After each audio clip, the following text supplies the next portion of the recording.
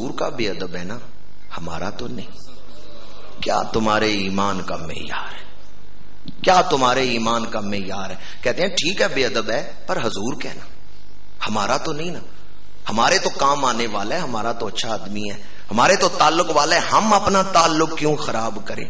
تو حضور کیوں نہیں دیکھ رہا، اپنے تعلق کو دیکھ رہے. کوئی تیرے باپ کو گالی دے، اگر اندر غیرت ہو تو برداشت نہیں کرے گا. جو تیرے باپ کو گالی دے تو اس کا منہ نہیں چومے گا. اگر اندر غیرت ہے تو محسوس ضرور ہوگا. ہم اہل سنت و جماعت کو تو مشائخ نے اسلاف نے ایک ہی سبق پڑھایا ہے، جو حضور کا ہے وہ ہمارا ہے، جو حضور کا نہیں وہ ہمارا نہیں. رشتے تمام توڑ کے سارے جہاں سے ہم وابستہ ہو گئے ہیں تیرے.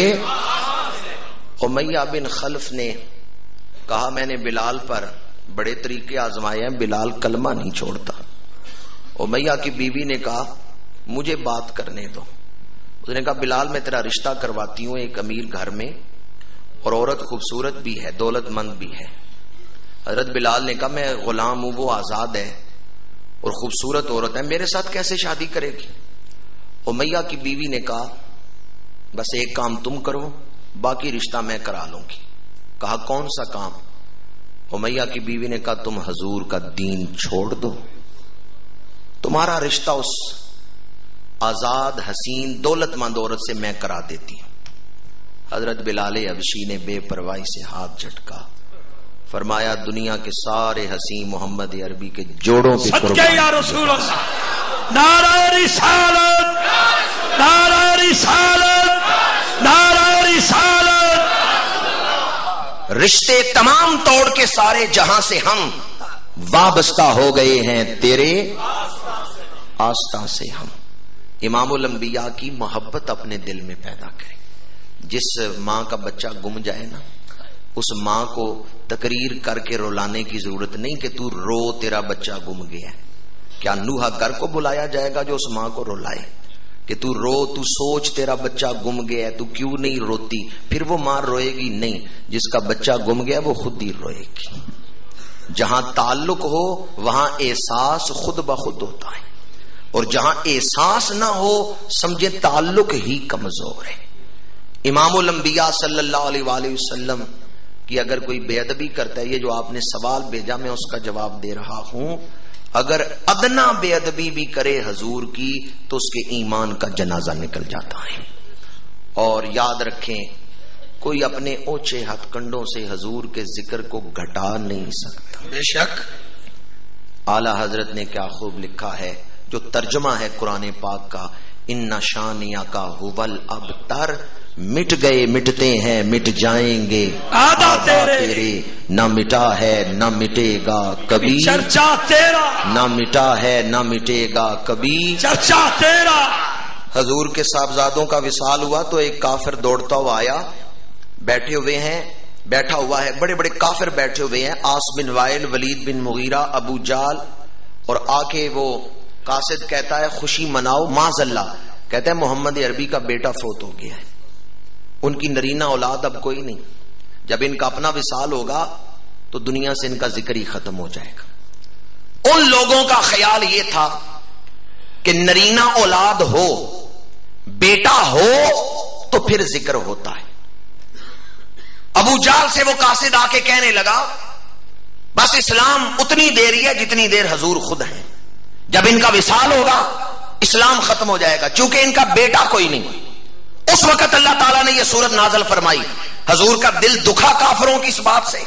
اللہ نے فرمایا انا اعطیناک الکوثر فصلی لربک وانحر ان شانئک ھو الابتر. انا اعطیناک الکوثر، محبوب ہم نے آپ کو کثیر روحانی بیٹے عطا فرمائے. وہ کافر جو کہتے تھے ہمارے بیٹے ہیں، ہمارا ذکر ہوتا رہے گا، محمد عربی کا بیٹا کوئی نہیں جو ذکر کرے. ابو جال، ابو لہب، عتبہ، شیبہ، ولید، عاص بن وائل، آج وہ سارے عالم برزخ میں مبتلا عذاب ہیں.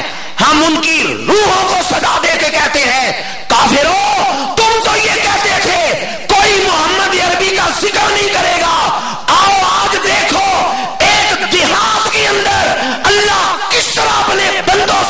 नबी का जिक्र करवा रहा। नारा रिसालत, नारा रिसालत, नारा रिसालत, नारा रिसालत।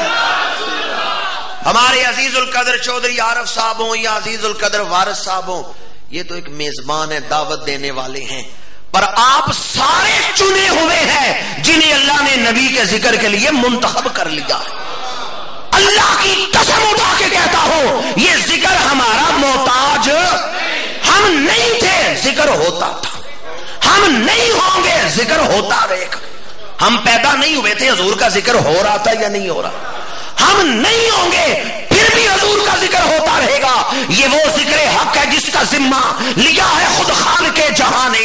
हम आज हैं, कल यहां ना होंगे, पर नबी की महफिल सजी रहेगी। हम नहीं थे और नहीं होंगे, पर जिक्र होता रहेगा।